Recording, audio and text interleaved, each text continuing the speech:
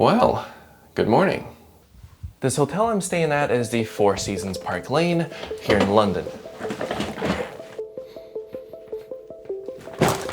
And today we're flying Emirates on their A380 in business class. Before we get started, let's back this up a little bit. This whole trip began late last year when I had a work obligation in Chicago, another in Los Angeles, and finally a meeting in London, which I'd reached through Munich. Having been on the road for only a week at this point, I wasn't quite ready to go home to yet another fortnight of quarantine and then the Canadian winter. So I decided to go on vacation in Dubai, soak up some sun, hang out with my friends, and then go home to the tundra. Our flight today will then be on the Emirates A380. Departing from Heathrow, we'll cross over much of mainland Europe, Anatolia, and Mesopotamia to arrive in Dubai some 6 hours later, covering 3,410 miles. Some of you will remember my friend Lauren, Hey.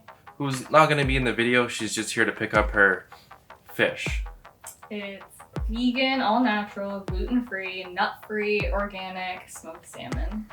It's really not, and long story, not going to get into it. Having arrived in London during the lockdown, I was only allowed to travel between the office and the hotel, but that's alright because the city was completely dead. Outside of a pandemic, however, the UK capital is one of the most visitor-friendly cities in the world, with lots to do and see. It's also quite easy to get around, and almost everyone speaks American, albeit with a funny accent. This metropolis is also the birthplace of the Underground Metro, colloquially known as just the Underground, which is not to be confused with the Overground that only exists to mess with tourists. In addition, the sprawling commuter rail and bus system makes moving around London fairly easy, but fares can get pricey and trains crowded. The city's largest airport, London Heathrow, can be accessed through multiple rail services, the Piccadilly line, and the future Crossrail Elizabeth line. With all of that said, on this trip, I didn't end up using public transit.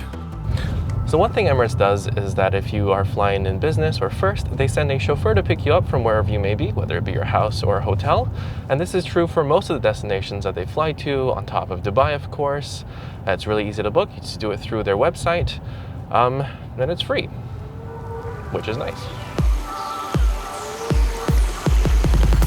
London's Heathrow is one of the busiest airports in the world by any measure, and undisputedly so when it comes to hubs with just 2 runways.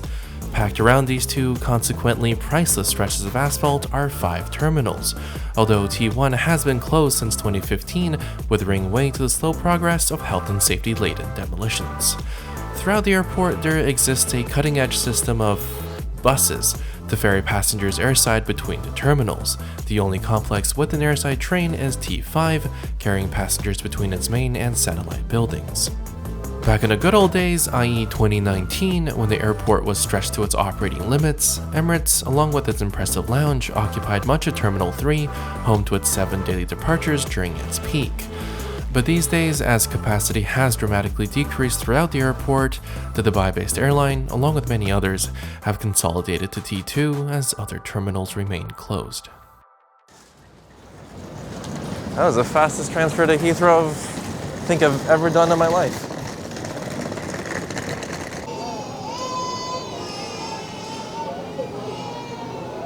Rather unexpectedly, Terminal 2 was apparently playing host to a toddler whaling convention. There were so many of the poor little guys having to suffer through the slow lineups at Emirates check-in. Since they're here in an ad hoc capacity, the dedicated first and business class counters were not in a separate area. The check-in staff didn't seem all that concerned with enforcing them either, or physical distancing for that matter. Alright, just checked in. Please do forgive me if I seem to be in a little bit of a rush. I very much am. My flight boards in 25 minutes and I have yet to clear security. Although there's not a whole lot to show you in this terminal, not much is open and there is no lounge access. They do compensate you for that by giving you a £10 voucher to use at any retail store within the airport. I don't think it, actually no, it does expire today, so I don't think I'm going to be using it for anything. I'd like to take this time to apologize for my nasally voice in the video at the time. Apparently I'm allergic to England. Okay, that's security done.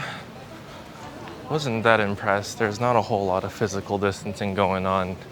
Like people are just standing next to each other. It's almost the same kind of packed sardine situation as it normally is at this terminal. Speaking of which, not a whole lot is open, but I do think there is a bookstore over there, so I'm gonna go check that out. Terminal 2 is home to mostly Star Alliance airlines. Despite being named the Queen's Terminal, there's nothing particularly regal about it. Efforts were made to modernize it recently, but altogether, it's still kind of unexciting.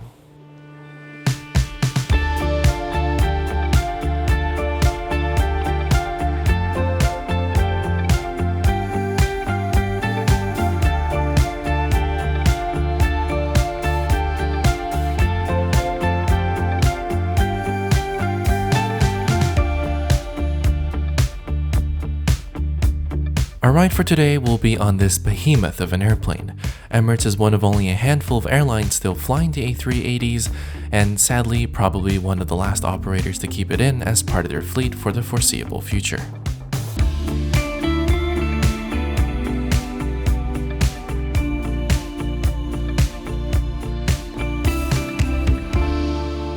But despite the massive airplane, the boarding area was quite empty, and consequently so too was the flight.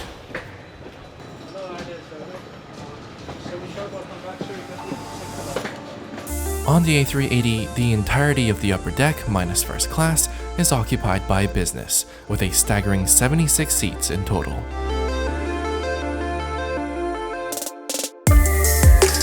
These are an older version of the Emirates business product, featuring 1-to-1 seating in a staggered layout. It might be hard to tell on film, but these seats are incredibly spacious. Something that's not hard to tell on film though is just how much mahogany there is in this cabin. On either side of the upper deck, the window seats alternate between being closer to the window and, perhaps less desirably, closer to the aisle. Nevertheless, these are still some of the most luxuriously appointed business seats in the skies. That is, if like me, you've grown up used to the Arabian Peninsula aesthetic of interior design that follows the philosophy of throwing money at the wall. To better illustrate just that, let's do an exhaustive seat tour. And we'll start with the ottoman, which is plush and deep, really quite comfortable. It's also spacious enough to fit a small child. Below that, the footwell has ample room too, enough for any backpack. Now these are quite common on any upper deck of the A380s, but Emirates have decided that these side cubbies also have to be finished in lacquered wood. These were also very spacious, but while you can't fit a whole child, I'm sure you can get creative. In true mouchoir fashion, the windows come with motorized shutters, which were locked while we were on the ground. Coming over to this side, we have even more over-the-top novelties, including this completely unnecessary but totally appreciated tablet. There are more controls for the window shutters and drapes down here. And back here are easy access seat controls conveniently placed by the armrest.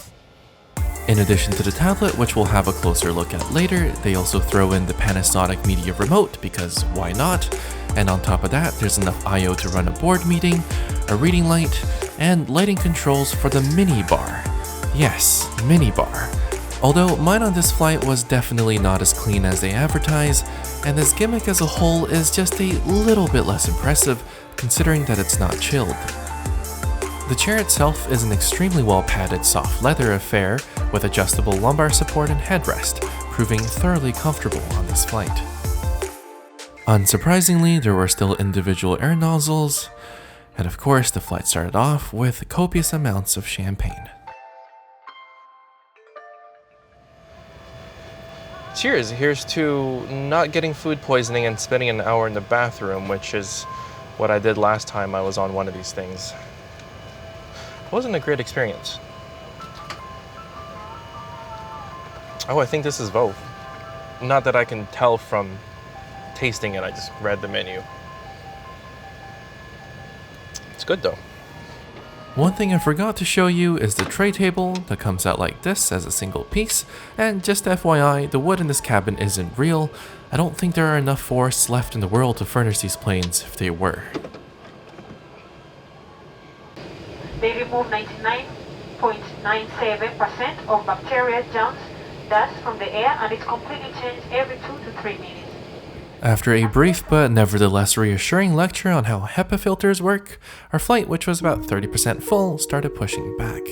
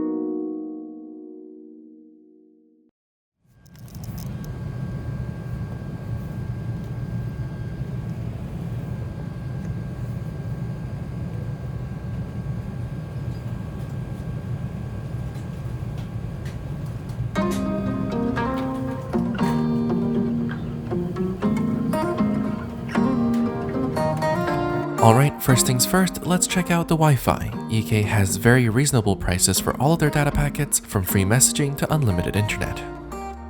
These days, you also get a hygiene kit on every flight regardless of which class you're in. They're impressively stocked with all the essentials, and I like how they give you 2 of everything, which makes sense for a long-haul airline. There is slightly less sense in their business class amenity kits, which barely exist as you typically just get socks and eye shades on longer flights. Their idea behind it is to not give you what you don't need, and with that you can always find dental kits in the bathrooms and ask for other amenities. But for an airline that embodies going over the top, I never truly understood this. But going back to things Emirates do excel at, let's have a look at the menus before the food arrives. For a little while they did scale back their catering in response to COVID, but it has since returned to normal offerings, with the only difference being the absence of hot towels. And the catering is definitely not something this airline skimps on. Their wine list may be small, but it's not to say the selection was poor. Each wine I tried was well worth their weight in, high quality wine. Didn't really think that one through. Where their beverages really stand out though is the thrilling cocktail selection. This might be a Middle Eastern airline, but it's the furthest from dry. For those of you who find alcohol too haram, well, they have you covered too with half a dozen mocktails to choose from. The food was really good too, but we'll get to that in just a second. To start things off, I asked for another glass of champagne and a zesty espresso martini. These were accompanied with warm nuts, which were of course toasted. Still jet-lagged and faced with the inevitability of even more jet lag, the espresso did absolutely nothing to keep me awake, but it did taste pretty good. First up were starters, and for this I opted for the tea smoked salmon over the much lauded meze plate, mostly because I didn't particularly want to eat with my hands. The salmon was absolutely beautiful, vanquishing any regrets in not getting the bread and dip. The accompanying salad, however, wasn't very fresh, and the garlic bread only had a mild garlic flavor. For mains, I went with the chicken curry. Curries are quickly becoming a go-to choice on flights for me. They're naturally full of flavor and spice, and it's really hard for these dishes to dry out in the oven. A perfect contender for airplane food, really. This Mulwani chicken was no different. It was in fact fantastic, and I'll definitely get it again if I see it on the menu. Winding down, I couldn't pass up the Graham's port that was made the same year that I was, especially as it came with a slice of really rich and decadent chocolate cake.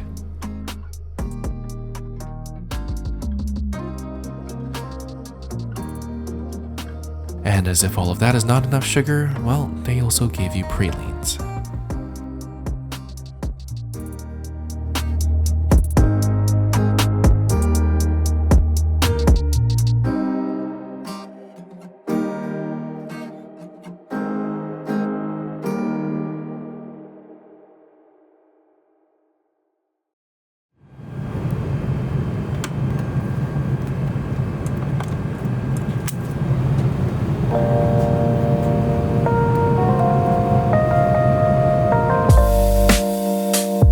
Alrighty, this seems like the right time to show you the bathroom, and I gotta say, this one is nicer than most other flying outhouses, even some first class ones. You'll immediately notice how the wood theme is carried over to even the toilet seat. And while there were a lot of toiletries, there's strangely no bidet function, which might disappoint some Muslim passengers. They did have these cotton hand towels though, which are an underrated luxury on any airplane. As I mentioned earlier, there are dental kits which you can freely take from this drawer, but on this flight, the second drawer, which is typically full of other goodies, was sadly empty.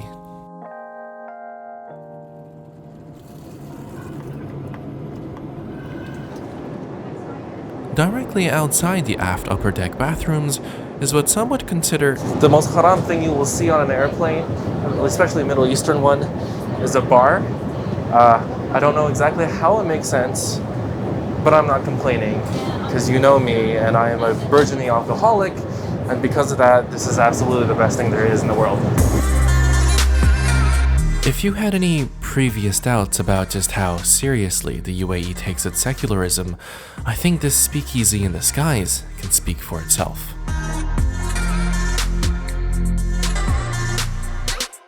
Outside of a pandemic, this space at the back of the upper deck is meant to be a place where the upper classes, i.e. first and business, can hang out and mingle.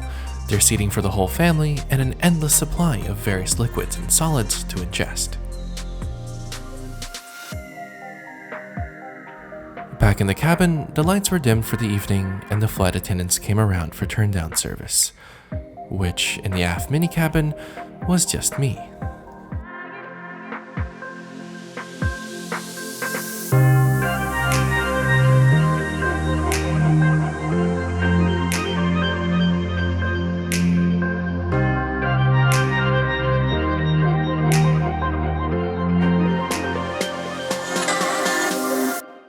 While the crew did offer to turn my seat into a bed, I wanted to film it, so I did it myself.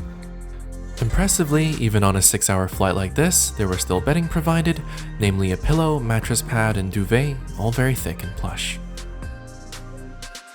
Well, there's not a whole lot to say about this bed. Length is good, width is good, there's tons of room for your shoulders. It's very well designed. You can comfortably sleep on your side, your back, or your stomach if you so choose. Privacy is not an issue. You can't really see anyone walking down the aisle, neither can they see you. It's just one of the nicest beds in the business class product flying in the skies. No complaints whatsoever. Instead of actually going to bed, I endeavored to stay up until landing to get my sleep schedule in sync with Dubai. The crew helped by kindly making me some tea, and I tucked into my book.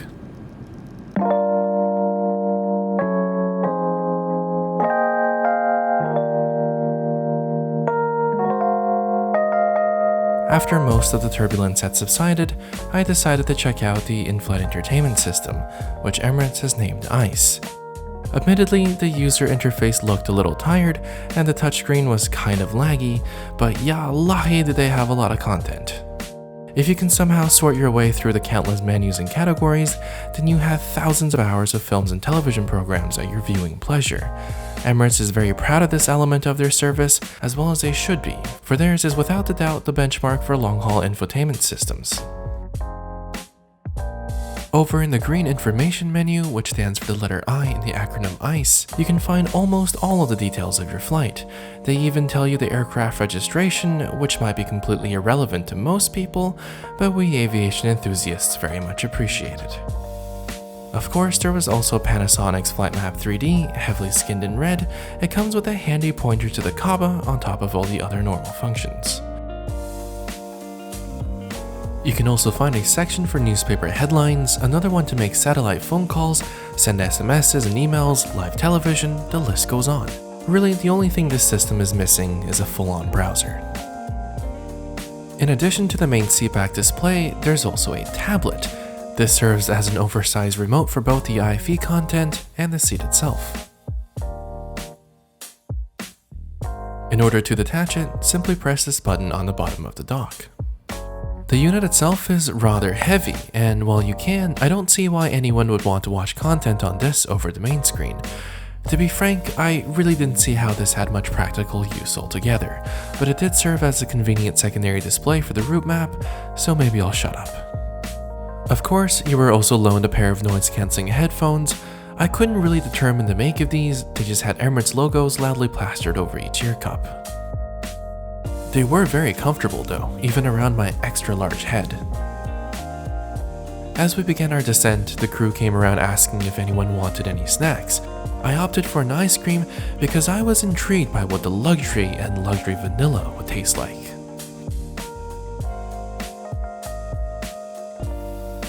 It tasted like vanilla.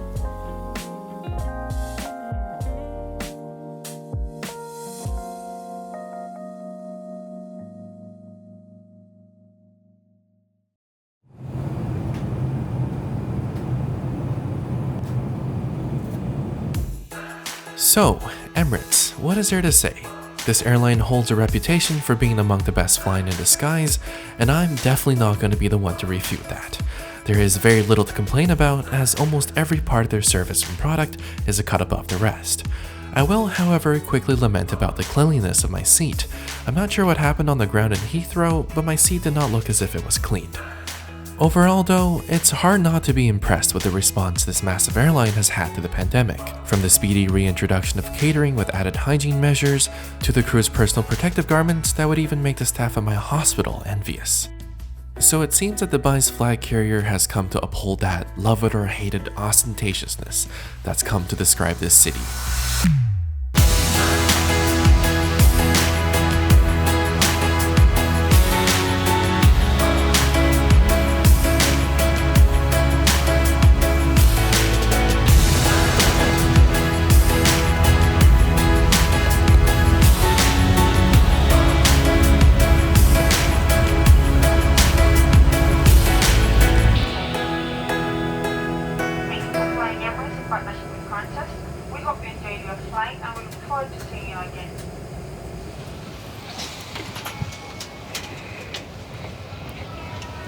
Okay, thank you so much. You have a good night. Take care. Okay. Okay, I'll go in.